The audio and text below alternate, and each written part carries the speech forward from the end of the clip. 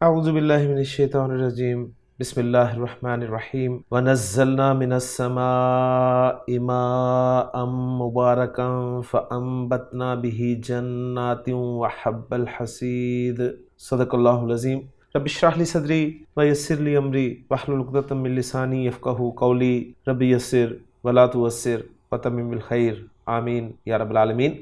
آج کے لیکچر میں ہم انشاءاللہ تعالی سورہ قاف کی آیت نمبر 9 کو گرامیٹیکلی انالائز کرنے کی کوشش کر رہے ہیں۔ آیت میں وقف کی تو کوئی علامت نہیں ہے، لیکن ایک فا نظر آ رہا ہے جو کہ عاطفہ قرار دیا جا سکتا ہے، اور اس کی بیس پر ہم اس آیت کے دو حصے بنائیں گے۔ پہلا حصہ ہوگا وَنَزَّلْنَا مِنَ السَّمَاءِ مَاءً مُبَارَكًا، اور دوسرا ہوگا فَأَنبَتْنَا بِهِ جَنَّاتٍ وَحَبَّ الْحَصِيدِ۔ اب جو پہلا حصہ ہے اس کے الفاظ پہ بات کریں گے۔ پہلا لفظ میں واو حرف ہے، نزلنا فعل ماضی معروف، جمع متکلم کا صیغہ ہے، نون زا لام حروف مادہ آپ کو نظر آ رہے ہیں، درمیان والا حرف شد کے ساتھ ہے، تو باب تفعیل کا یہ فعل ماضی ہے۔ نزل ینزل تنزیلا، نازل کرنا اس کے معنی ہوتے ہیں۔ من حرف جر ہے، جس کے بعد السماء اس مجرور آپ دیکھ رہے ہیں، اور من کے نون ساکن کو آگے بلانے کے لیے زبر دی گئی ہے۔ السماء کا لفظ جو ہے یہ مؤنث ہے، مذکر بھی استعمال ہوتا ہے، جیسے قرآن مجید میں ہے السماء منفطر بہ، لیکن زیادہ تر یہ مؤنث ہی استعمال ہوتا ہے۔ واحد ہے، مجرور ہے اور معرفہ ہے۔ ماء پانی کے لیے لفظ استعمال ہوتا ہے، نکرہ ہے، منصوب ہے، واحد کے طور پر ہم اسے ٹریٹ کریں گے، اور مذکر ہے۔ ماء کے بعد جو اگلا لفظ ہے اس حصے کا وہ ہے مبارکن، میم پیش کے ساتھ ہو تو میں نے آپ کو بتایا ہوا ہے وہ اسم جو ہے مزید فی ابواب میں سے کسی باب کا اسم الفاعل یا اسم المفعول ہوتا ہے۔ فیصلہ کیا جاتا ہے عین کلمہ کی حرکت سے، اگر زبر حرکت ہو تو اسم المفعول ہوگا، اور اگر زیر حرکت ہو تو اسم الفاعل ہوگا۔ تو مبارکن میں عین کلمہ را جو ہے وہ زبر کے ساتھ ہے، تو یہ اسم المفعول کا صیغہ ہے۔ اب چونکہ مزید فی ابواب میں سے یہ کسی باب کا اسم المفعول ہے، تو مزید فی باب کون سا ہے؟ آپ کو حروف مادہ با، را اور کاف، ان میں سے فا اور عین کلمہ کے درمیان الف نظر آ رہا ہے، لہٰذا یہ باب مفعلہ کا اسم المفعول ہے۔ تو با، را، کاف باب مفعلہ سے استعمال ہوں گے تو بنے گا ماضی مضارع بارکا یبارکو، اور اسم الفاعل بنے گا مبارکن، اور اسم المفعول بنے گا مبارکن۔ خان صاحب نے با، را، کاف کو باب مفعلہ سے ذکر کیا ہے کہ بارکا یبارکو مبارکتن، ایک معنی اس کے لکھے ہیں کسی کو برکت دینا، اور بتا رہے ہیں کہ اس مفہوم میں فی کا صلہ آتا ہے، اور دوسرے معنی بتا رہے ہیں کسی پر برکت اتارنا۔ پھر مبارکن اسم المفعول کے بارے میں بتا رہے ہیں برکت دیا ہوا، تو مبارک کے معنی ہوتے ہیں برکت دیا ہوا۔ مبارک کا لفظ یہاں پر نکرہ ہے، واحد ہے، مذکر ہے، اور منصوب استعمال ہوا ہے۔ یوں آیت نمبر 9 کے پہلے حصے کے الفاظ پہ بات مکمل ہو گئی ہے۔ اب چلتے ہیں آیت نمبر 9 کے دوسرے حصے کے الفاظ کی طرف۔ دوسرے حصے میں پہلا لفظ فا ہے جو کہ حرف ہے، آگے انبتنا فعل ماضی معروف جمع متکلم کا صیغہ ہے، نون با اور تا حروف مادہ آپ کو نظر آ رہے ہیں، الف ایک زائد نظر آ رہا ہے، لہٰذا مزید فی باب افعال کا یہ فعل ماضی ہے۔ انبتا ینبتو انباتن، اس کے معنی اگانا کے ہوتے ہیں۔ با حرف جر ہے جس کے ساتھ ضمیر مجرور متصل واحد مذکر غائب کی لگی ہوئی ہے، اور یہ ماں کی طرف لوٹ رہی ہے۔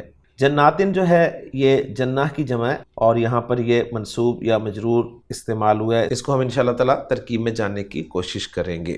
جنات جیسے میں نے کہا جنہ کی جمع ہے، جمع سالم ہے، نکرہ ہے، مؤنث ہے، کیونکہ فیصلہ جو ہے وہ واحد اسم سے کیا جاتا ہے جنس کا۔ واو حرف ہے، حب کا لفظ جو ہے یہ دانے کے لیے استعمال ہوتا ہے، ہا با اور با اس کے حروف مادہ ہیں۔ خان صاحب نے حب کے بارے میں لکھا ہے کہ یہ اس میں جنس ہے، اور اس کا واحد حبتن آتا ہے دانہ، اور بتا رہے ہیں کیونکہ یہ کسانوں کو بہت پیارا ہوتا ہے۔ اب یہ مفہوم اس میں کیسے آیا تو اس کے بارے میں بتا رہے ہیں کہ اس کے حروف مادہ جو ہیں ہا با با ہے، اگر باب ضربہ یضربو سے استعمال ہو، حببا یحببو تبدیلی کے بعد حبا یحبو حبن، تو معنی ہوتے ہیں پسند کرنا، پیار کرنا، محبت کرنا، اور اگر باب کروما سے استعمال ہو تو حبوبا یحببو یعنی حبا یحبو حبن، اس کے معنی ہوتے ہیں پسندیدہ ہونا یا محبوب ہونا۔ تو اسی سے پھر یہ حب کا لفظ جو ہے وہ نکلا ہے، جس کی ڈیٹیل آپ نے دیکھ لی ہے۔ آخری لفظ اس آیت کا وہ ہے حسید۔ خان صاحب اسے ہا، صاد اور دال حروف مادہ کے تحت باب نون سے ذکر کر رہے ہیں۔ حسد یحسد حسادن، جس کے ایک معنی کھیتی کاٹنا کے، اور دوسرے معنی کسی چیز کو تہس نہس کرنا کے ہیں۔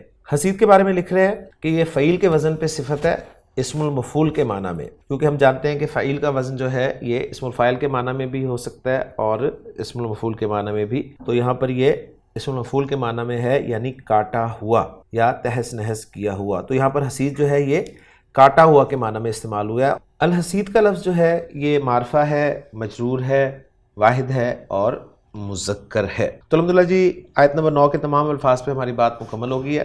اب ہم چلتے ہیں جملوں کے اعراب کی طرف۔ واو کو ہم مستانفہ مانیں گے کیونکہ ہم نئی آیت کر رہے ہیں۔ نزلنا فعل با فاعل ہے، ماضی کا صیغہ ہے۔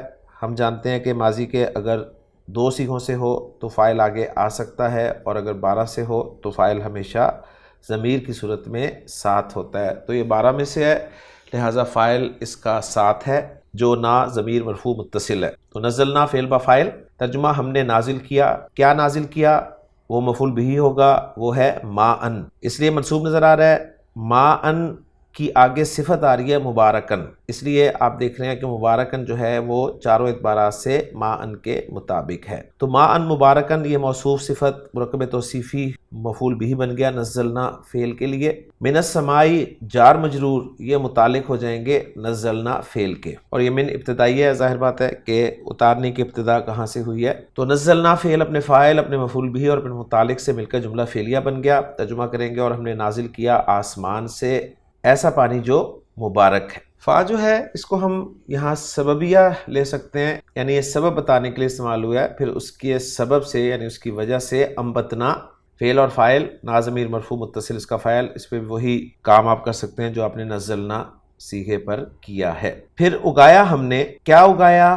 وہ مفعول بھی ہوگا، لیکن اس سے پہلے ہے بھی جار مجرور جو کہ انبتنا فعل کے متعلق ہے، اس میں ہا کی ضمیر معن کی طرف جا رہی ہے، یعنی اس پانی سے، یعنی اس پانی کے ذریعے۔ کیا اگایا؟ جناتن، تو یہاں پر جناتن جو ہے یہ منصوب ہم کہیں گے کیونکہ مفعول بھی ہے، ساتھ یہ معطوف علیہ بھی ہے کیونکہ آگے واو عاطفہ ہے، اور حب الحسیدی مضاف علیہ ہو کر معطوف ہے، گویا معطوف علیہ اپنے معطوف سے مل کر مفعول بھی بن جائے گا انبتنا فعل کے لیے، اور انبتنا فعل اپنے فاعل اور اپنے متعلق سے مل کر جملہ فعلیہ بن جائے گا۔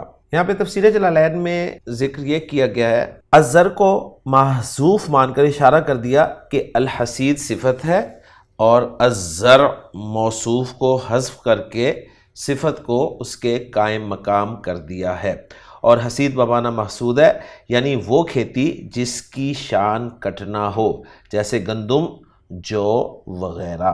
تو الحمدللہ جی ہماری ورکنگ مکمل ہو گئی۔ اب ذرا محفوظ صافی صاحب کی ورکنگ کے ساتھ اپنی ورکنگ کو میچ کر لیتے ہیں۔ محمود صافی صاحب نے واو کو عاطفہ قرار دیا ہے، من السمائی متعلق ہے نزلنا کے، پھر فا کو عاطفہ قرار دیا ہے، بھی متعلق ہے انبتنا کے، اور با کو سببیہ قرار دیا ہے۔ جملہ نزلنا لا محل لها معطوف علی جملہ مددنا الارض المقدرہ یہ قرار دیا ہے، اور جملہ انبتنا لا محل لها معطوف علی جملہ نزلنا۔ تو الحمدللہ جی ورکنگ ہماری میچ ہو گئی ہے محمود صافی صاحب کی ورکنگ کے ساتھ 100%۔ اب رہ گیا اس آیت کا ترجمہ، تو آیت کا ترجمہ کچھ یوں کیا گیا ہے کہ وَنَزَّلْنَا مِنَ السَّمَاءِ مَاءً مُبَارَكًا، اور ہم نے آسمان سے ایک بہت بابرکت پانی اتارا، فَأَنبَتْنَا بِهِ جَنَّاتٍ وَحَبَّ الْحَصِيدِ، پھر ہم نے اس کے ساتھ باغات اور کاٹی جانے والی کھیتی کے دانے اگائے۔ تو کھیتی کو انہوں نے بھی بریکٹ میں کیا ہے کیونکہ حسید کے معنی کاٹی جانے والی اور حب کے معنی دانے کے ہیں، تو الزر یعنی کھیتی کو یہاں پر محذوف ہی رکھا گیا ہے۔ تو الحمدللہ جی آج کے لیکچر میں سورہ قاف کی آیت نمبر 9 ہم نے گرامیٹیکلی انالائز کر لی ہے۔ انشاءاللہ تعالیٰ اگلے لیکچر میں اگلی آیت کے ساتھ آپ سے ملاقات ہوگی۔ سبحانک اللہم و بحمدک، اشہد ان لا الہ الا انت، استغفرک و اتوب الیک۔